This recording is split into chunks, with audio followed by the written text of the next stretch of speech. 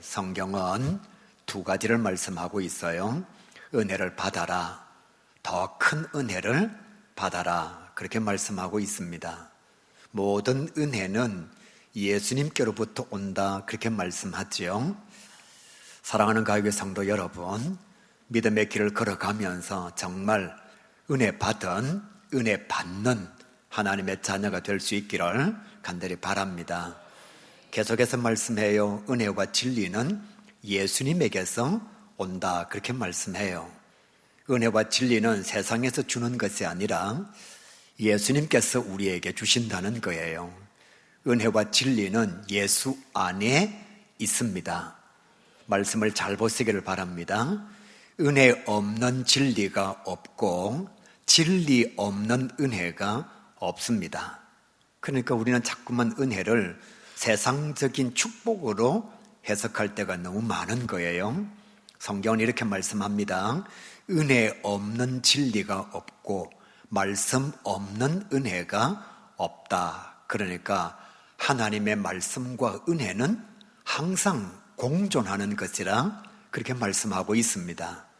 은혜를 많이 받고 풍성하게 받으시되 세상의 축복이 아니라 하나님의 은혜와 하나님의 말씀의 축복이 넘쳐나는 저와 여러분이 꼭 될 수 있기를 주님의 이름으로 간절히 축복합니다. 영화 쇼생크 탈출이 있어요. 이 영화는 구약 성경에 나오는 애굽 왕 시삭에 관한 이야기를 영화로 만든 거예요. 그 내용이 무엇인가 하면 감옥이라고 하는 세상, 애굽을 탈출하지 아니하면 절대로 자유가 없다. 가나안이라고 하는 자유와 평안의 세계에 들어가지 아니하면 진정한 기쁨은 없다. 그것을 쇼생크 탈출이라고 하는 영화가 말하고 있는 내용이에요. 그러니까 감옥이라고 하는 애굽, 세상을 탈출해야만 가나안이라고 하는 진정한 자유와 진정한 평안이 있는 곳으로 입성할 수 있다, 그런 내용이에요. 그래서 쇼생크 탈출 영화의 원래 제목은 탈출이 아니고 쇼생크 구원입니다. 탈출이 내용의 주된 관점이 아니고 구원이 영화의 중요 핵심이라 그렇게 말할 수가 있어요. 마찬가지로 출애굽기의 내용은 애굽에서의 탈출이 아닙니다. 가나안 땅의 입성이에요. 죽음과 고난이 있는 애굽 땅에서 나와서 진정한 자유와 평안이 있는 가나안 땅으로 들어가야 한다. 그것이 출애굽의 내용인 거예요. 그런데 여러분 성경 말씀을 보시면 정말 놀라운 것이 기록이 되어져 있습니다. 이스라엘 백성들이 출애굽하고 난 뒤에 광야에서 사는 날 동안에 조그마한 힘들고 어려운 일이 찾아오면 그들이 제일 먼저 생각한 게 무엇인가 하면 애굽으로 돌아가야겠다. 조금만 힘들면 애굽으로 돌아가야겠다. 자유가 있는 가나안 땅으로 가야겠다가 아니고 빵이 있는 애굽으로 돌아가야겠다. 그러니까 뭘 말씀하고 있느냐 하면 430년 동안의 시간을 통해서 그들은 감옥에 길들여진 종과 노예의 삶에 길들여진 삶을 영위하게 된 거예요. 가나안 땅으로 들어가면 자유가 있음에도 불구하고 그들은 애굽의 빵이 가나안 땅의 자유보다 더 좋았던 거예요. 쇼생크 탈출 얘기도 마찬가지입니다. 거기에 3명의 주인공이 나오잖아요. 한 사람은 40년 만에 가석방이 되었고 한 사람은 50년 만에 가석방이 되었습니다.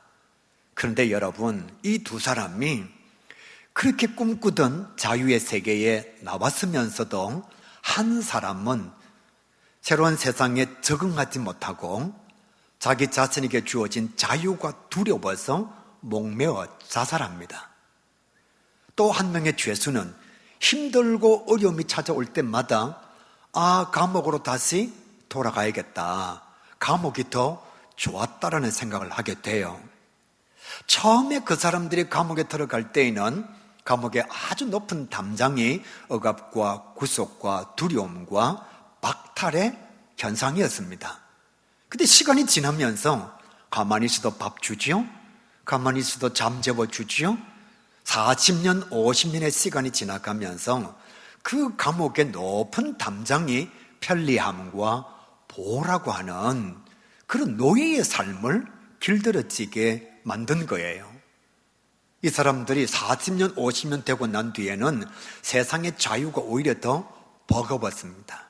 그래서 한 명은 자살하고 한 명은 다시 감옥으로 돌아가야 되겠다. 자유가 없는 감옥의 노예가 된 거지요. 사랑하는 가교회 성도 여러분, 우리가 믿음의 길을 걸어가면서 코로나19라고 하는 어려움의 상황을 맞이했습니다. 그러다가 보니까 원치 않게 우리에게 많은 억압이 찾아왔습니다. 처음에 저와 여러분이 비대면 예배 드릴 때에 우리는 막 울었습니다. 이게 무슨 일인가? 내가 믿음 생활 이렇게 해도 되는가? 그 당황함과 마음의 아픔과 말로 감당할 수 없는 신앙의 속쓰림이 우리가 찾아왔어요. 그런데 점점 시간이 지나가면서 비대면 예배의 달콤함에 빠지기를 시작했습니다. 이제는 충분히 예배를 드릴 수 있는 자유와 평안의 세계가 주어졌음에도 불구하고 우리는 쉽게 그냥 노예의 삶으로 다시 돌아가려고 합니다. 비대면 예배 드리면 되지. 그것만이 아닙니다. 세상이 주는 즐거움에 우리는 빠져버렸습니다. 그래서 가난한 성도라고 하는 교회를 다니지 않으면서 자기는 예수 믿는다라고 말하는 사람들이 점점 늘어가고 있는 거예요. 처음에는 두려웠습니다. 처음에는 눈물이 나왔습니다. 처음에 예배 드릴 때에는 이것이 예배가 아닌 것 같았습니다.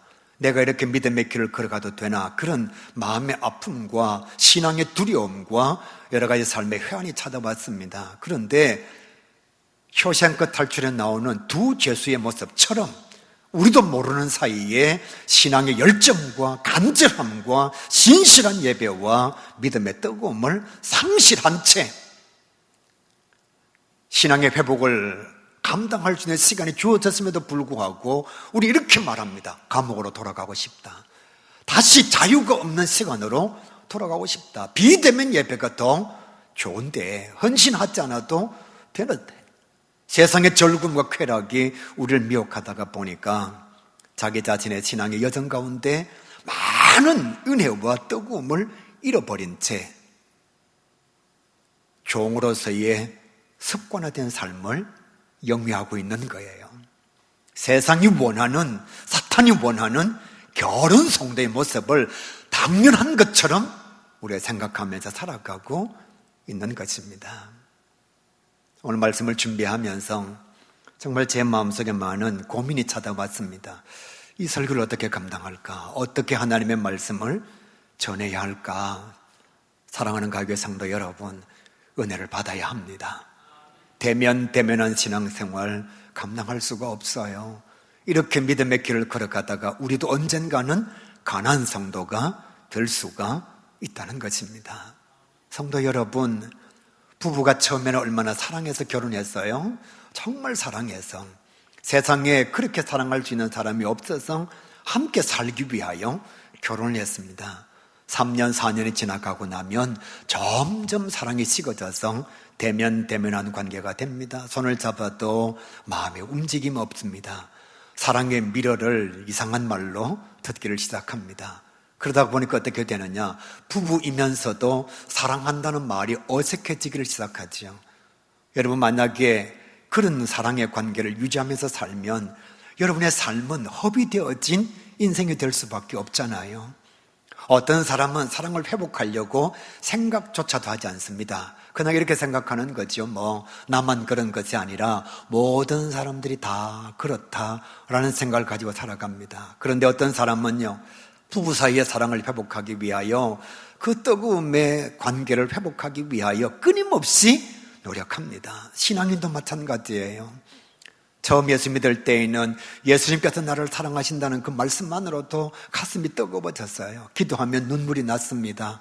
예배 드릴 때에 하나님의 사랑에 관한 말씀만 들어도 어쩔 줄 몰랐습니다. 3년 4년 지나가면서 하나님의 말씀이 대면대면해지기를 시작합니다. 기도해도 눈물이 나지 않습니다. 오늘처럼 이렇게 뜨거운 찬양을 드려도 마음이 움직여지지를 않습니다.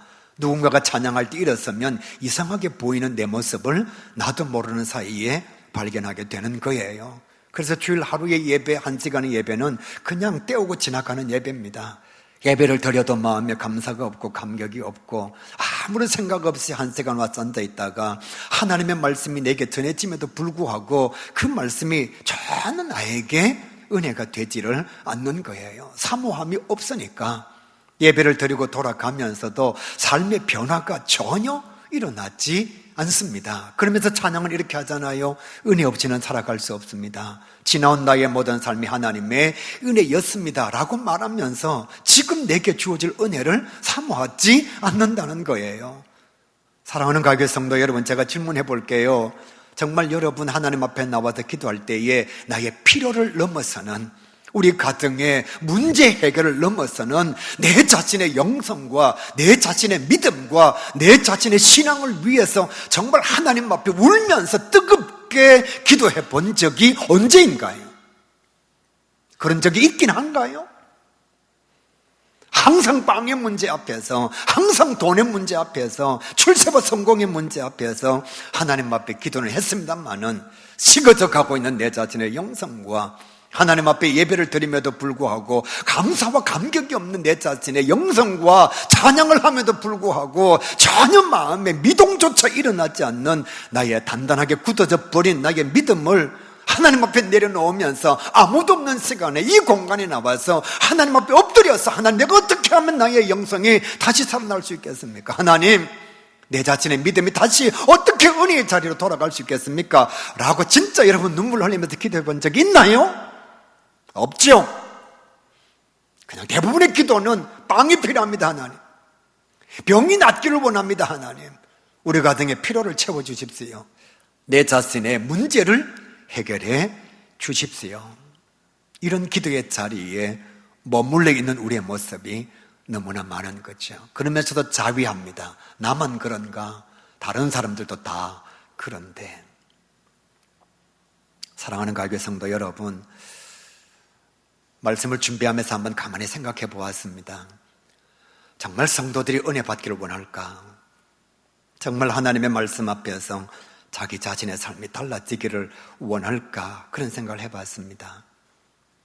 성도들의 마음속에 간절한 열망이 무엇인가 하면 세상 사람들이 원하는 세속적인 축복이 아닐까? 어쩌면 안 믿는 사람들보다도 믿는 우리의 마음속에 세상이 주는 즐거움과 세상이 주는 기쁨과 세상이 안겨다 주는 축복에 더 많은 관심이 있을 수가 있겠다, 그런 결론이 제게 찾아왔습니다. 왜냐하면 세상의 사람들은 자기가 원하는 것 자기 열심으로 그냥 열심히 해서 채우려고 합니다. 우리의 마음속에는 무엇까지 들어와 있느냐 하면 내 힘으로 안 되는 세상의 축복까지 하나님의 힘으로 얻고 싶은, 세상 사람들보다도 한 가지의 더 탐욕이 우리 속에 있는 것은 아닌가. 그래서 내가 이루지 못하니까 내 힘이 아니라 신의 힘으로 세상 사람들이 원하는 동일한 축복을 내가 원하는 것은 아닐까. 신앙적 은혜는 너무 멀리 두고 있는 성도들의 모습이 더 많겠다, 그런 생각을 하게 되었습니다. 왜냐하면 은혜 받으면 삶이 달라져야 하는데, 은혜 받으면 내 삶을 희생해야 하고 나의 삶을 포기해야 되는데 그게 두렵고 떨리는 거예요. 은혜 받으면 바울처럼 고난의 삶을 영위해야 되는데 내 자신의 삶의 자리를 내려놓고 주님께서 원하시는 복음 전파하는 자리로 나아가야 하는데, 내가 진짜 은혜를 받으면 스데반처럼 죽음의 현장에 나아가서도 하나님의 말씀 전하는 사람이 되어야 하는데, 내가 진짜 은혜 받으면 요셉처럼 고난의 현장에서도 다른 사람을 미워하지 아니하고 사랑하는 마음을 가져야 하는데 그게 싫은 거예요. 그게 싫은 거예요. 어떤 사람들이 이렇게 말합니다. 은혜 받으면 목사님 종교 중독자가 되는데요, 내 재산을 드려야 하고 내 시간을 드려야 하고 내 열정을 드려야 하고 내가 가진 마음의 에너지를 드려야 하는데 나 그거 싫어요. 정말 그것이 아닐까? 나 저 사람 용서하기 싫은데, 나 저 사람 끝까지 미워하고 싶은데 은혜 받으면 용서해야 되니까, 은혜 받으면 내 삶을 바꿔야 되니까 그게 싫은 거예요. 그래서 예배를 드리면서도 은혜보다는 뭘 원하느냐? 세상적인 축복을 더 원하고 있는 거죠. 쇼생크 탈출에 나오는 두 죄수, 그 사람들은 자유를 원하지 않았습니다. 자기도 모르는 사이에 길들여진 감옥의 생활, 노예 근성을 가지고 살아간 거예요. 근데 그 영화에 나오는 주인공, 다른 사람을 보게 되면 그는 감옥에 있으면서도 끊임없이 자유를 갈망합니다. 어떻게 해서든지 새로운 삶에 대한 열망을 가지고 있습니다. 내가 20년, 30년 이곳에 있었다 할지라도 나의 삶은 이게 아니야. 내가 있어야 할 곳은 여기가 아니야. 그래서 그는 탈옥을 꿈꿉니다. 그러다가 어느 날 그는 자유를 찾아서 진짜 탈옥하게 돼요. 그리고 저는 아무도 알지 못하는 새로운 세계에 가서 진정한 자유를 누리면서 살아가고 있습니다. 부부로 살아가면서 새로운 관계를 원하지 않는 사람 상당수가 있을 거예요. 그냥 사니까 사는 거죠. 뭐 사랑?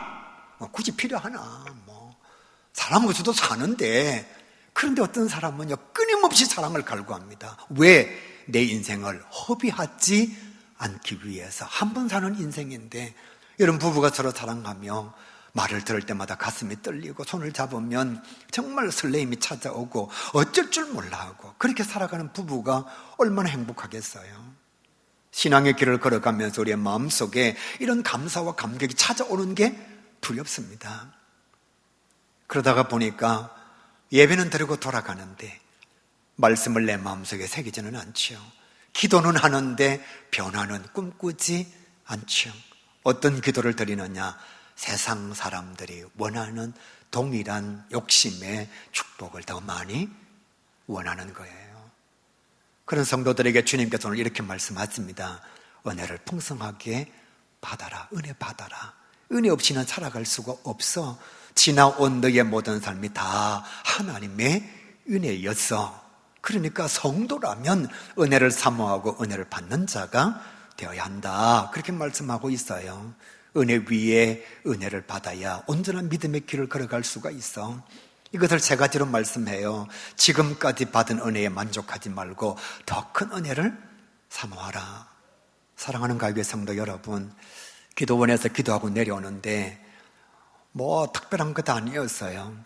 하나님께서 은혜를 부어주시는데, 기도하고 내려오는데 안 믿는 가정에서 태어나서 예수 믿는 것만 해도 감사한데 내가 목사가 되었다니, 내가 목사가 되었다니, 막 이게 그냥 감사함으로 밀고 들어오는 거예요.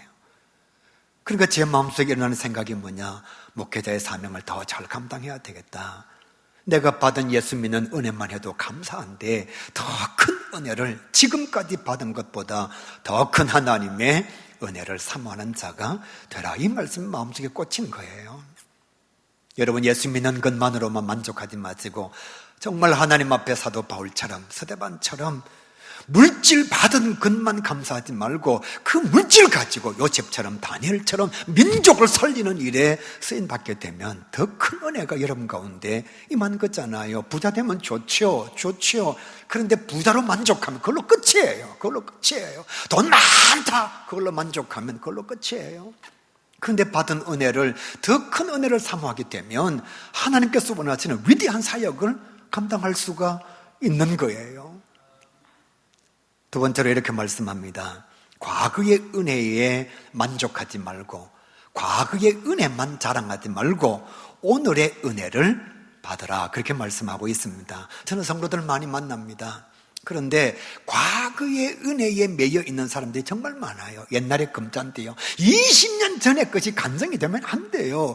어제 받은 은혜, 오늘 받은 은혜가 간증거리가 되어야지. 30년 전에 경험했던 예수 그리스도, 그거 가지고 계속 울고 먹는 거예요. 옛날에 내가 어떻게 했다, 옛날에 내가 은혜 받았다, 옛날에 내가 이렇게 쓰임 받았다.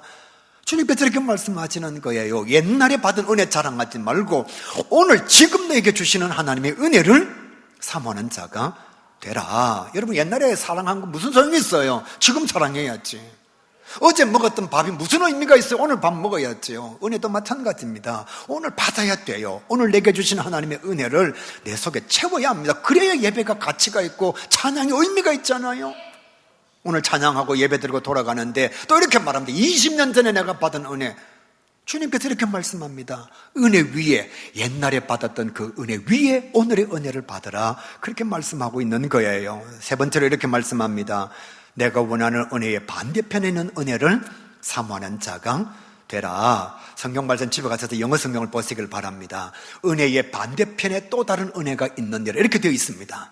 은혜 위에 은혜라, 이것을 다른 영어 성경에 보게 되면 은혜의 반대편에도 은혜가 있느니라.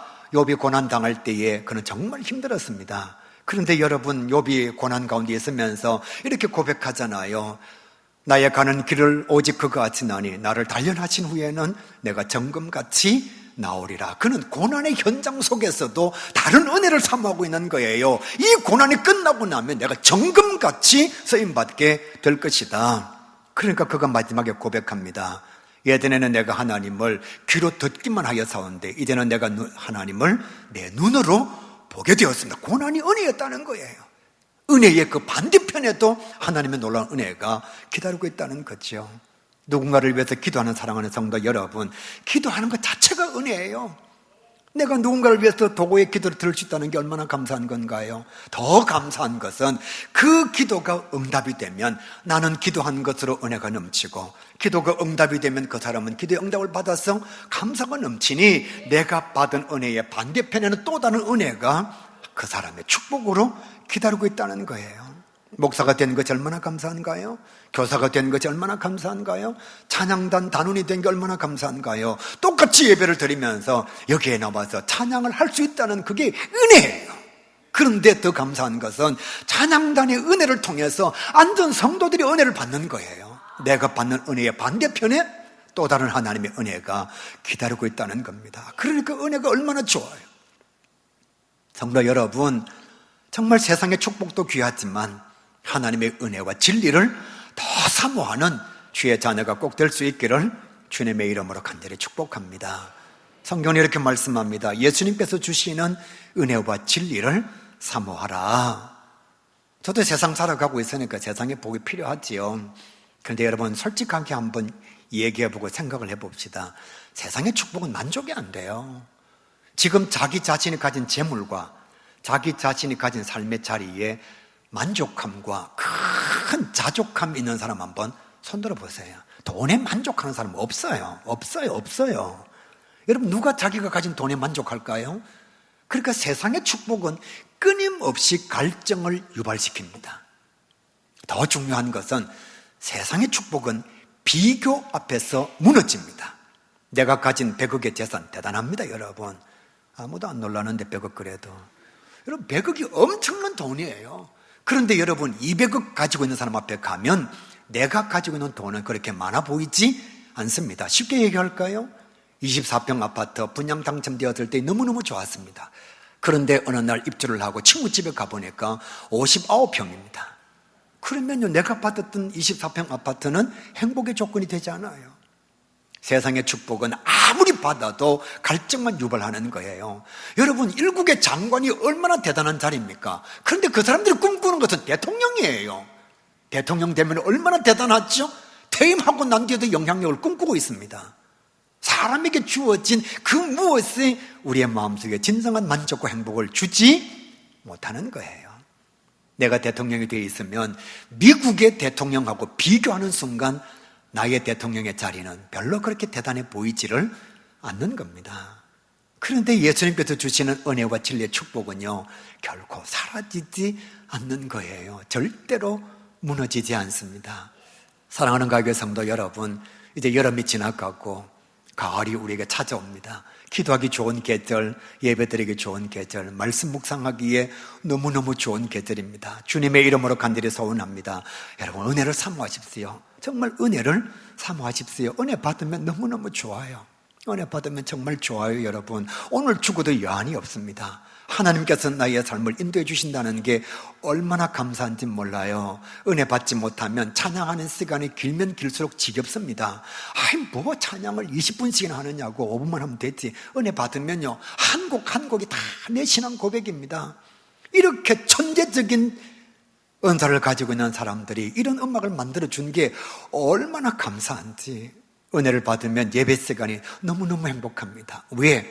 내가 하나님을 만나는 시간이잖아요. 하나님께서 내 기도를 들으시고 내 찬양을 받으시고 하나님께서 예배하신 말씀을 내게 허락해 주신다. 이게 은혜의 삶의 현장에 있을 때에는 너무너무 행복한 거예요. 그런데 은혜가 떨어지고 영성이 사라지기 시작하면 한 시간의 예배가 너무너무 지겹습니다. 그러면서 나가면서 다음 주는 내가 오지 말까 이런 생각을 하는 거예요. 은혜가 떨어지니까요. 은혜가 넘칠 때에는 여러분 정말입니다. 저는 그렇습니다. 하나님 앞에 예물 드릴 때마다 너무너무 기분이 좋아요. 이유가 뭐냐? 물질 주신 것만 해도 감사한데 이것을 아낌없이 하나님 앞에 드릴 수 있는 믿음이 내게 있다는 것이 얼마나 감사한지. 제가 처음 돈을 벌어서 11조를 낼 때에 정말 통곡하며 울었습니다. 왜? 안 믿는 가정에서 태어나서 내가 내 손으로 돈을 벌어서 하나님 앞에 11조를 드릴 수 있다는 게 얼마나 감사했던지. 그런데 은혜가 사라지면 돈 내는 게 너무너무 아까워요. 11조 하는 게 정말 싫습니다. 성경에 이렇게 말씀하잖아요. 인색함으로는 억지로 드리지 말라. 하나님은 만홀히 여김을 받지 아니하신다. 그러면 은혜 없이 억지로 예물 드리면 돈 잃어서 손해, 하나님 안 받아서 손해, 기분 나빠서 손해. 그러니까 은혜를 받아야 되는 거예요. 은혜 받지 못하고 봉사하면 분란과 다툼만 일으킵니다. 가만히 한번 보십시오, 여러분. 교회 안에서 아주 은혜가 충만한 사람, 또 진리의 말씀이 그 속에 있는 사람은요, 절대로 사탄에게 미혹되지 않습니다. 사탄은 끊임없이 우리를 미혹합니다. 공동체 파괴하라고, 믿음의 공동체를 무너뜨리라고 사탄은 끊임없이 우리에게 요구합니다. 그런데 은혜가 넘치면 내가 목사하는 것에도 감사하고 찬양하는 것에도 감사한데, 여러분 남들이 좀 못하면 뭐 그렇게 대수가 있을까요? 내가 은혜를 받으면 하나님의 말씀이 내 속에 있는데, 에덴 동산이 왜 에덴 동산이 있죠? 하나님의 말씀이 있으니까 에덴 동산이에요. 여러분 신라곤이 왜 신라곤이 있죠? 말씀이 사라진 곳이니까 신라곤이 되는 거예요. 말씀이 있을 때는 이렇게 고백했습니다. 내 뼈 중에 뼈요, 내 살 중에 살입니다. 말씀이 사라지니까요, 하나님이 준 이 여자가 나로 하여금 범죄하겠습니다. 완전히 달라진 고백이지요. 어떤 사람이 교회 와서 열심히 기도하는데 그날 따라서 기도가 좀 잘 되었습니다. 그래서 철학기도 시간에 기도 열심히 하다가 눈을 들어서 주위를 쭉 둘러보니까 장로님도 졸고 있고 권사님도 졸고 있고 다 졸고 있습니다.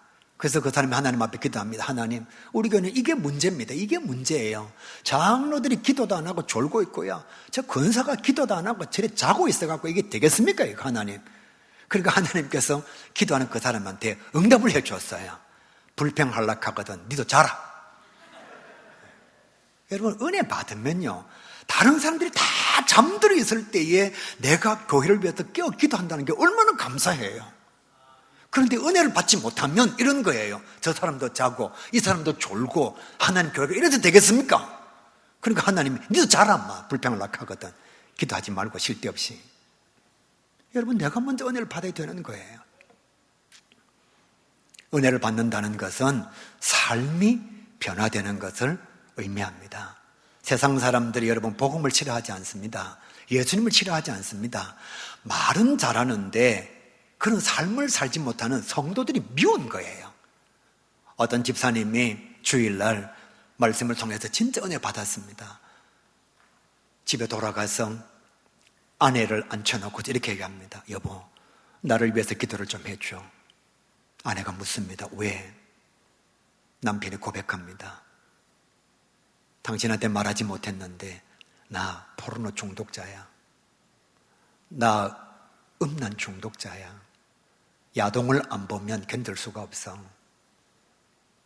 아마 우리 성도들 가운데도 음란에 빠져 있는 사람들이 있을 거예요. 불륜을 하면서도 양심의 가책을 느끼지 못하는 사람이 있을 거예요. 이 사람이 은혜를 받고 내 삶이 달라져야 되겠다. 그래서 아내에게 말하니까 아내가 정죄하지 않습니다. 그렇게 힘들었느냐고. 왜 진작 얘기하지 않았느냐고. 그래서 아내가 남편하고 하나님 앞에 작정하고 기도를 했어요. 그러니까 그 가정에 평화가 찾아오고 남편은 음란의 중독에서, 포르노의 중독에서 벗어나게 되고. 여러분, 은혜는 말이 아닙니다. 은혜는 삶이 달라지는 거예요. 한 번은 운전해 가는데 어떤 목사님이 설교하시는 설교를 들었습니다. 그 내용이 무엇인가 하면 하나님이 사람을 사랑하셔서 하나밖에 없는 독생성자를 주셨습니다. 여러분, 저도 이 설교 많이 했어요. 그리고 이 말씀 많이 들었고요. 그런데 여러분, 그 수십 번 들었던 설교, 수십 번 했던 설교, 수백 번 보았던 설교요. 그때 하나님의 말씀이 막 은혜가 되는데 운전을 못 하겠는 거예요. 제 자녀와의 관계가 그때는 정말 좋았습니다.